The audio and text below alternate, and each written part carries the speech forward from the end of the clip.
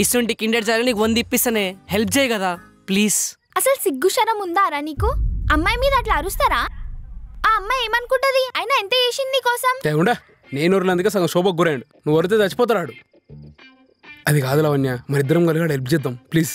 ఒక నిమిషం, హెల్ప్ చేస్తా కానీ మనమిద్దరం కాదు, నేను ఒకదాన్ని చేస్తా, అది కూడా కిండర్ జాయ్ కోసం. ఈరా ఈబే